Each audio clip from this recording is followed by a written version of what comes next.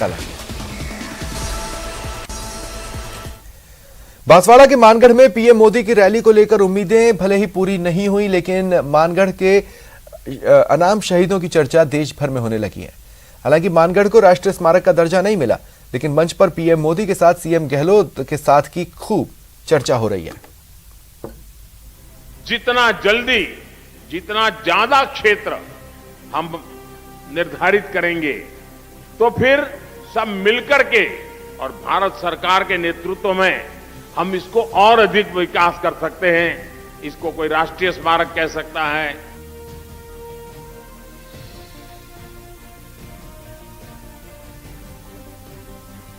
गुजरात चुनाव के ऐलान की ठीक पहले बांसवाड़ा के मानगढ़ धाम में पीएम मोदी की रैली में राष्ट्रीय स्मारक से जुड़ी उम्मीदें तो पूरी नहीं हुई, लेकिन उनके संकेत जरूर मिले हैं। मंच पर मौजूद राजस्थान, गुजरात और मध्य प्रदेश के मुख्यमंत्रियों की मौजूदगी में पीएम मोदी ने फिलहाल मानगढ़ धाम को राष्ट्रीय स्मारक का दर्जा देने को लेकर और काम करने की बात कहकर साफ कर दिया कि आदिवासियों के प्रसिद्ध स्थल को लेकर केंद्र सरकार कृत संकल्प है।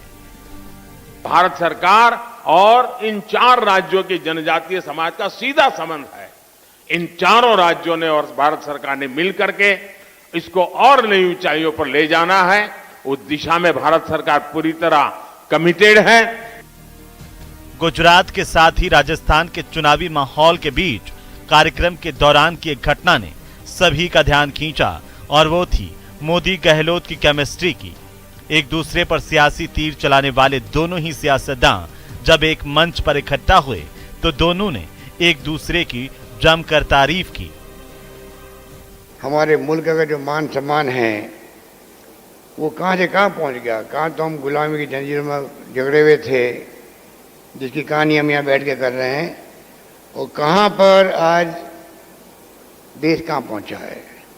प्रधानमंत्री मोदी जी जाते हैं दुनिया के मुल्कों में तो कितना सम्मान मिलता है इनको। क्यों मिलता है? क्योंकि नरेंद्र मोदी जी उस देश के प्रधानमंत्री हैं। नरेंद्र मोदी जी उस देश के प्रधानमंत्री हैं जो हमारे मुल्क में आए हैं, जो गांधी का देश है, जहां लोकतंत्र की जड़ें मजबूत है, गहरी है। 70 साल के बाद में वहां लोकतंत्र जिंदा रहा है। ये दुनिया को एहसास होता है तो उनको गर्व होता है कि उन देश का प्रधानमंत्री मोदी जी हमारे मुल्क में आ रहे हैं। मुख्यमंत्री के नाते अशोक जी और हम साथ साथ काम करते रहे और अशोक जी हमारी जो मुख्यमंत्रियों की जमात थी उसमें सबसे सीनियर थे, सबसे सीनियर मुख्यमंत्रियों में है। और अभी भी हम जो मंच पे बैठे हैं उसमें भी अशोक जी सीनियर मुख्यमंत्रियों में से एक है। अब इसे पवित्र मानगढ़ का प्रभाव कह सकते हैं कि मंच पर किसी ने भी सियासत की कोई बात नहीं की। आपको बता दें कि 1913 में इसी जगह पर 1500 के करीब आदिवासियों ने अंग्रेजों से लड़ते हुए अपनी जान गंवाई थी।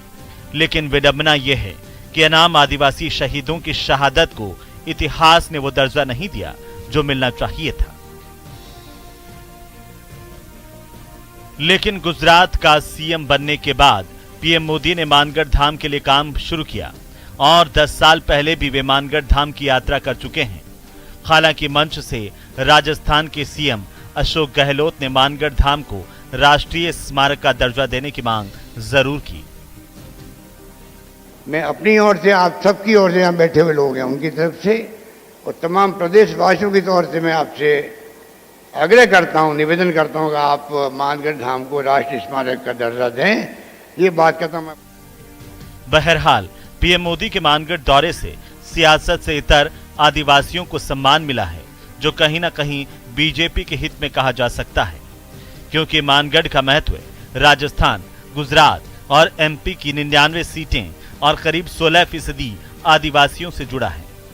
मानगढ़ धाम की धरती से प्रधानमंत्री नरेंद्र मोदी ने बड़ा संदेश दिया है। हालांकि नरेंद्र मोदी ने आज के कार्यक्रम में मानगढ़ धाम को राष्ट्रीय स्मारक बनाए जाने की चर्चा नहीं की, लेकिन राष्ट्रीय स्मारक से भी बड़ा क्या कुछ किया जा सकता है उसको लेकर भारत सरकार और मध्य प्रदेश, राजस्थान और गुजरात की सरकार के साथ मिलकर बड़ी कार्य योजना बनाने की इच्छा जाहिर की है।